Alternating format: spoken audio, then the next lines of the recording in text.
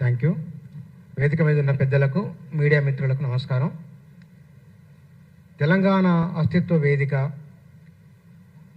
నేను ఏ వేదికల మీద ఇంతవరకు నేను ఎక్కడ పాల్గొనలేదు, మాట్లాడలేదు. అప్పుడప్పుడు ఏదో అడపదడప జర్నలిస్టులు అయితే కనుక క్లాసులు చెప్పడం.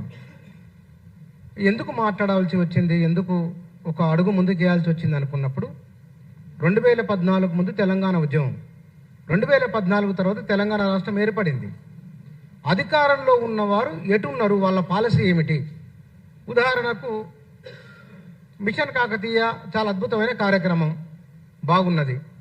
ఇవాళ కాంగ్రెస్ ప్రభుత్వము కులగణన లెక్కలు ప్రభుత్వం ప్రజలకు ఇచ్చింది, చాలా మంచి అంశం. అది ఏది మంచో మంచి అని చెప్పడం, మంచి కానిదని ఇది మంచిది కాదు, తెలంగాణ భవిష్యత్తుకు ఇది డోకా, దాన్ని క్వశ్చన్ చేయడం, ఇది తెలంగాణ అస్తిత్వ వేదిక.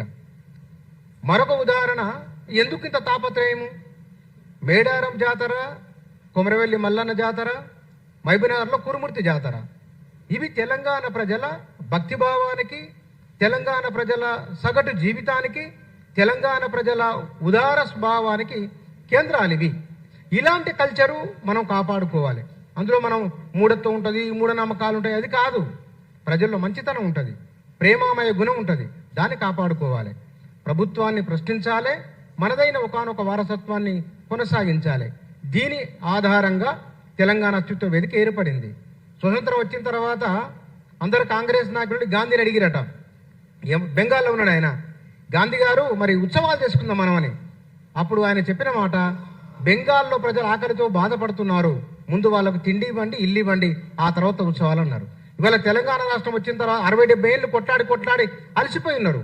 12.5 సంవత్సరాలు అయిన తెలంగాణ వచ్చిన తర్వాత ఇప్పుడు మనం మాట్లాడవలసిందే, ఈ 12 ఏళ్ల ప్రయాణం ఎట్లా ఉన్నది, రాబోయే రోజుల్లో ప్రయాణం ఎట్లా ఉండాలి, తెలంగాణ గమనం ఎట్నుంచి ఎటువైపు వెళ్ళిపోతున్నదో ఇది ఆలోచించవలసి ఉన్నది. నిన్న వచ్చిన లెక్కల్లోనే కులాల వారిగా లెక్కలు తీసుకున్నప్పుడు ఎంత పేదరికంలో ఉన్నారు, దానికి కారణాలు ఏమిటి? ఈ అస్తిత్వ వేదిక మాట్లాడుతుంది. ఈ అస్తిత్వ వేదిక వాళ్ళకు ప్రభుత్వాన్ని క్వశ్చన్ చేస్తుంది. ఈ సామాజిక వర్గాల జీవితాలు ఎందుకు ఇంత అధ్వానంగా ఉన్నాయి? ప్రభుత్వం ఈ లక్షల కోట్ల రూపాయల బడ్జెట్ వస్తున్నది, ఈ బడ్జెట్ ఎవరిపైన ఖర్చు అవుతున్నది? ఇది అస్తిత్వ వేదిక క్వశ్చన్ రూపంలో తీసుకొని వస్తుంది. ముందు తరాలకు అవగాహన కల్పిస్తుంది, వర్తమానాన్ని జాగృతం చేస్తుంది, అంతిమంగా తెలంగాణ భవిష్యత్తుకు భరోసానిచ్చేది తెలంగాణ అస్తిత్వ వేదిక.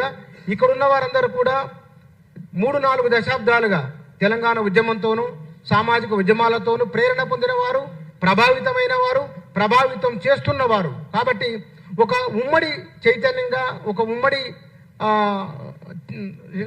ఆలోచనతో ముందుకు తీసుకెళ్తున్న ఒకానొక అంశం ఇది.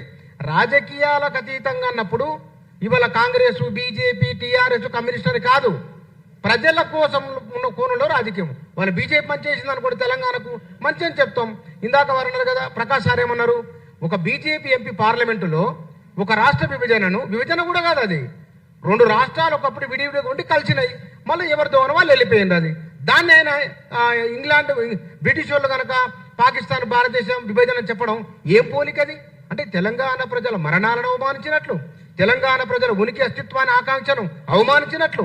అవగాహన లేకుంటే తెలుసుకోవాలి, అర్థం చేసుకోవాలి, అధ్యయనం చేయాలి, మాట్లాడాలి, కానీ అవమానించే విధంగా మాట్లాడకూడదు. కాబట్టి ఈ అంశాలన్నింటినీ కేంద్రంగా చేసుకునే తెలంగాణ అస్తిత్వ వేదిక తన ఆచరణ, కార్యాచరణ ఉంటుంది. నేను మళ్ళీ చెప్తున్నా, తెలంగాణ అనేది ఇక్కడ తెలంగాణ ప్రాంతమే వీరశైవ ప్రాంతము, తెలంగాణ బౌద్ధం, జైనం, భక్తిపూర్వకమైన, ప్రేమపూర్వకమైన ప్రజలు ఉంటారు.